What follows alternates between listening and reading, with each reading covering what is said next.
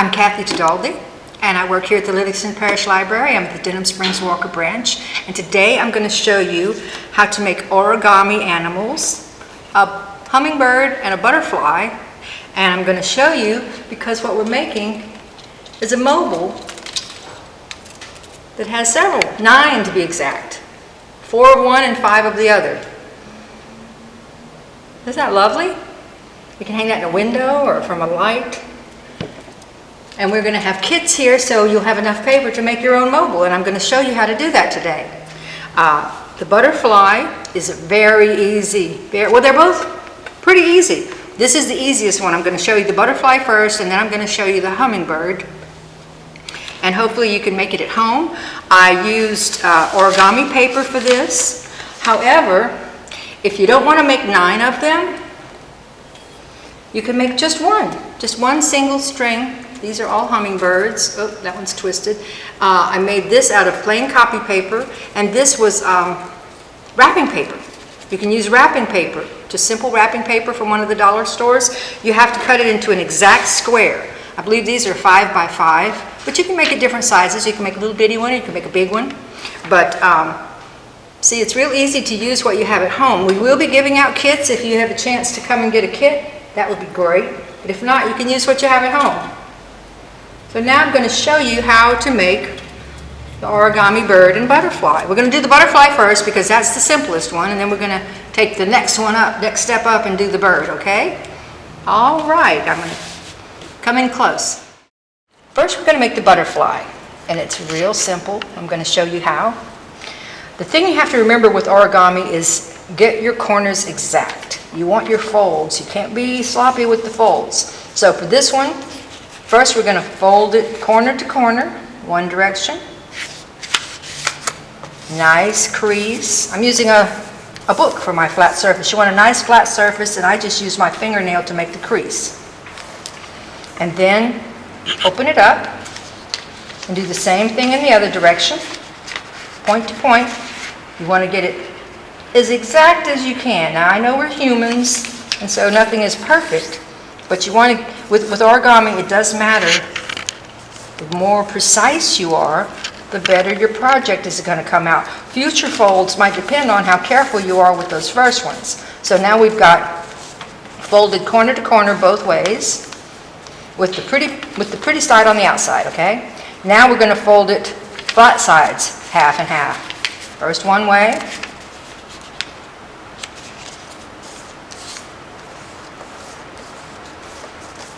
And open that out. And then the other. So you've made 4 folds. You've folded it in half 4 times. Lengthwise, sidewise, corner to corner twice. Okay, so here we are. You're going to fold 2 sides in. Doesn't matter which ones, but what you want to end up with is a triangle that looks like that, but with the corners folded in. So we're going to push these in.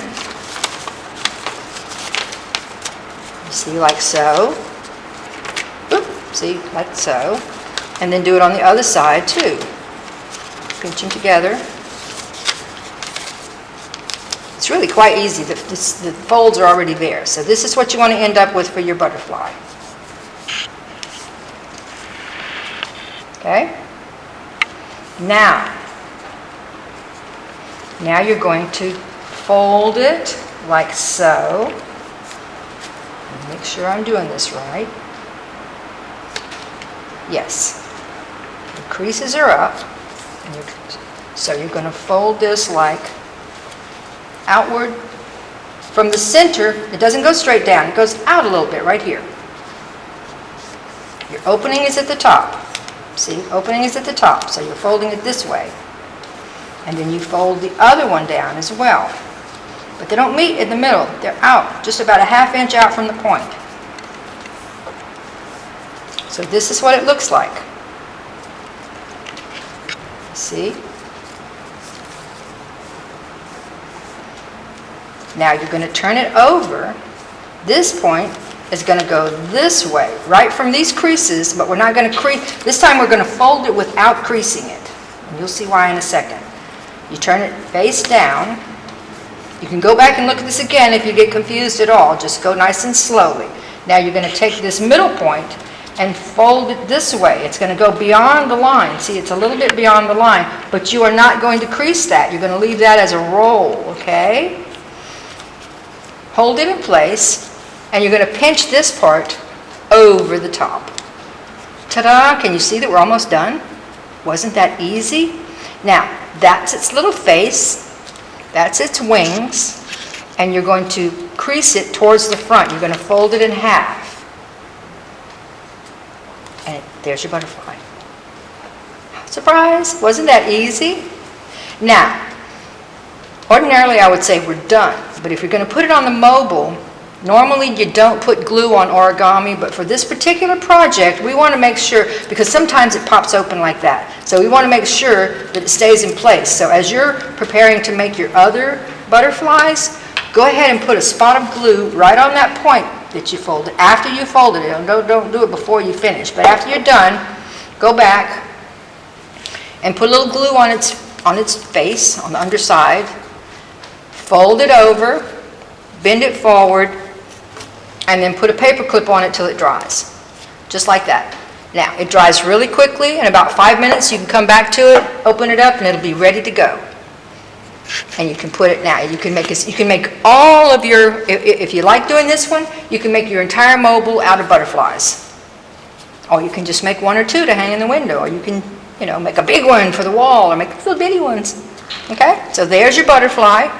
This one did not have glue on it. Well, yeah, it did. It glued a little bit. And then I'm going to show you how to put it on a string to put it on the mobile.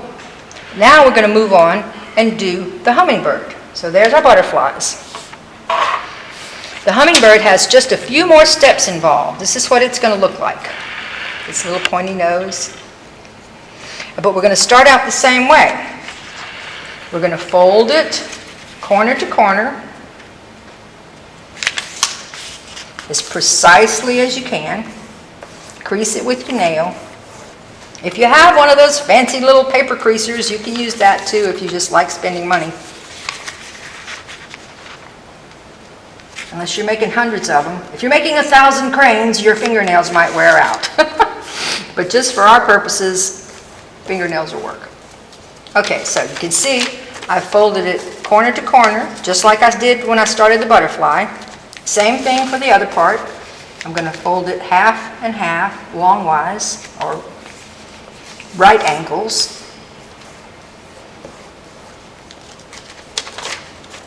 First one way, then the other. So far, so good. Everybody's with me? This is just like the butterfly so far. All right. Now is when we're going to do something a little different. Instead of folding it in to make a triangle, we're going to fold it in to make a square. We're going to fold the two corners together. So this is the part that comes out. Slightly different. Okay, you want the corner. And we're going to do it on both sides. There we go, there we go. It finally cooperated. When you get it right, it just falls into place. There you go. That's what you want. For the hummingbird, you want it to be a square rather than a triangle. Can you see how that happened? It was a big square. You folded the two corners together and then laid them flat so that this is the center and this is the outside. Okay? Now, I'm going to turn it where the open end is facing toward me. All the open points are toward me. The closed points are facing away from me. That's the only part that, just remember that because that makes a difference as to what comes next.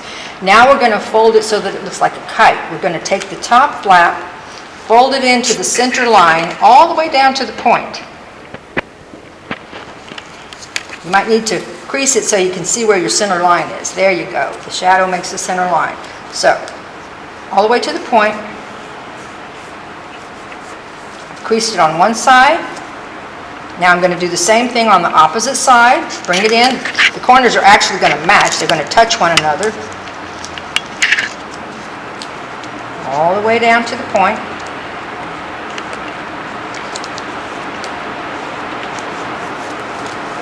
Okay, that's one side. And we're going to do the exact same thing on the other side. You see how it makes a kite shape?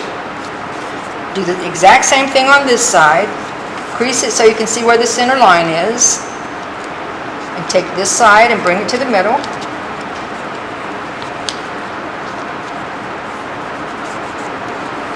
And do all four sides that way.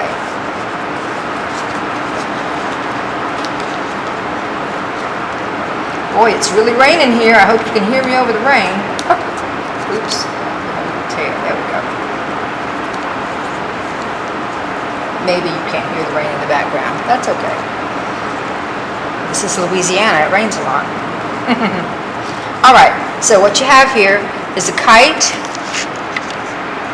on both sides that opens up a little bit. See? This is the sides that are folded shut.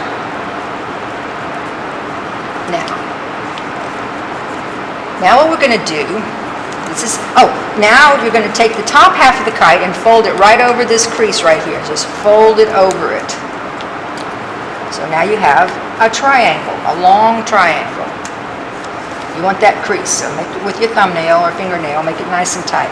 Now we're going to do a little trick here, a little magic.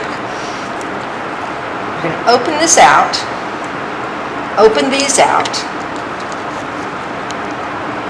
Act like you're unfolding the top of it. You see that nice yellow on the inside? Just like we did whenever we uncreased at the very beginning, we're going to make the creases go in the other direction so that it lays flat. All right, after you've folded this over, you're going to open it up, open these up, open this up. It's almost like you're undoing it, but you're only going to open it that far. Turn the creases inside out. You might need your fingernail to make them go that way. And then you fold it like that. And you flip it back down on itself. Okay, now you have your kite again, but the creases are on the inside. Now you're going to turn it over and do the exact same thing. See, that's the side you haven't done yet. You're going to fold this forward over it. Crease it with your nail. And then open it up, open the sides here, open the long end, see the yellow on the inside? You're going to turn these creases, reverse the creases so they are folded in the opposite direction, and it just folds in on itself. It did have a little tear there at the end. We're going to fold that back over. Well, don't worry about it.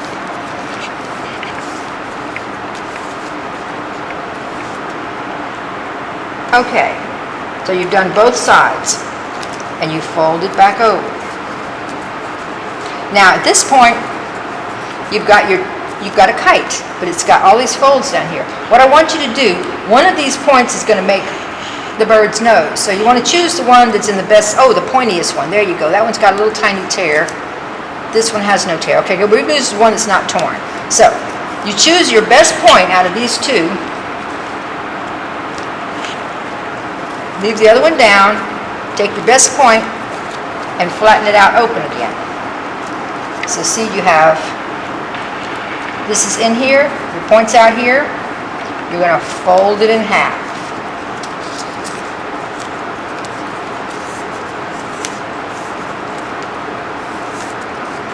Like a boat, like a little triangle boat, okay? All of your open spaces are on top. Down here you have just blue, okay? You folded it. This is going to be his nose. Okay. Now the next thing you're going to do is you're going to take his head about an inch, not quite back to the crease. Well, okay, go back to you can feel the thickness underneath here. Right there. Fold it over. Like you're going to make a right angle out of this. So you're folding this over at a 45 degrees, so this makes a right angle. That's going to be his head. If you don't get that angle perfect, it's still going to look just fine. And then you fold it back the other way. Both ways. So it's been folded this way and that way. You'll see why. Because when you open it up, you're going to use your finger to pull it down. Ta-da! You have a bird head. Want to see that again? Fold, fold, and then when you open it, it easily pushes in on itself.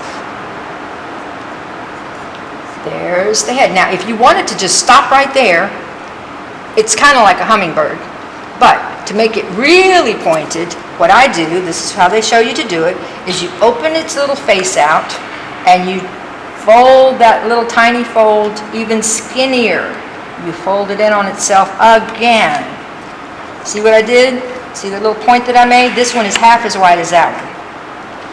And then you do it on the other side. You fold that in even pointier so that it meets in the middle. Pointy little nose there. Okay, and then you pinch them together to make it stay. Now he looks like he's got a pointed little nose. Now, there's one more thing you can do.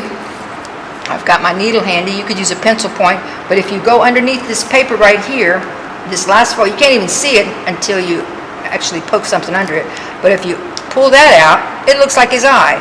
You can do that on both sides. Now this part is kind of optional because one of the videos I watched, they just drew an eye on the outside. But if you open that up, can you see? It looks like his little hummingbird face has eyes. So there's his head. We're almost done, gang. There's your hummingbird, there's his pointy little nose, there's his eyes. Now what you have left is a body and two wings. See here when you open that up? To make the wings look like he's flying, we're going to fold it once again at a right angle, just like so, from the point outward. See, this makes a right angle. You could probably fold it at any angle you wanted, but this is the one that works for me. And then on the other side, see, I just turned it over, got an extra wing over here. Do the same thing, right angle it out, crease it. Ta-da! You have a hummingbird. Hummingbird with wings. That's his tail, his face, all done. If you practice it a few times, it's going to seem really easy. You're going to get the hang of it. Now I'm going to show you how I make it into a mobile.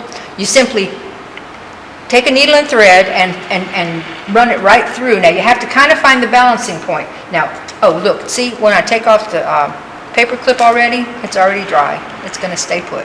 So, what I did to make the mobile, I used invisible thread, or actually I had fishing line. I used some very thin fishing line. So that's what I'm going to start with here. Cut it off. It's already threaded. Didn't want to waste your time with me trying to thread a needle. So, what you want to do, you can use regular thread or you can even use heavier string. I kind of like the look of invisible thread because it looks like they're just floating in midair. So that's why I did it that way. You don't have to. If you don't have any fishing line at home, you can just use thread. Now, you want to tie a knot. Actually, you want to tie a double knot. So that you want to tie a really big knot is what I'm trying to get at, so that it doesn't go right through the, it's invisible, remember? So it doesn't go right through your bird or your butterfly. You want your knot to be fairly large. Now, I'll tell you how I took care of that. Your kit is not going to have this in it, but I had some beads at home, so I brought some little glass beads with me. And what I did was when I was doing the knot tying, I put a bead on it. And that really holds it. Because sometimes when I first started trying this, whenever I would get to the knot, and I think I was done, then I'd look up and the bird would have slid down to the next bird because it went right through the knot. Okay. I'm going to go at it from the other direction. You can put the bead on it. Now, to keep the bead in place, I'll forget that one. Here we go. Let's try that again.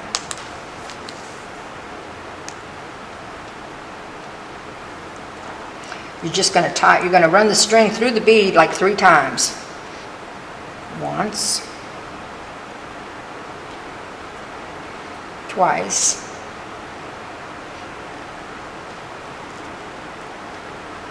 Because if you only do it once or twice, it slides. If you do it 3 times, it makes it pretty stable. So 3 times through the bead and it's going to stay put. Now, once again, this is optional. If you happen to have some little glass beads or you feel like getting some for the project, you can do that. All right, now, if you hold the bird if you put the needle and the bird flops forward, you kind of have to find the center of gravity. I find that it's just above this middle crease here.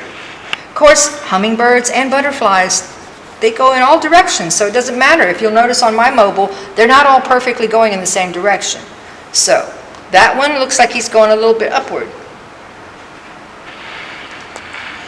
If I wanted to do the next one so that he's going downward, once again, put the bead, run the thread through it 3 times. 1, 2, 3.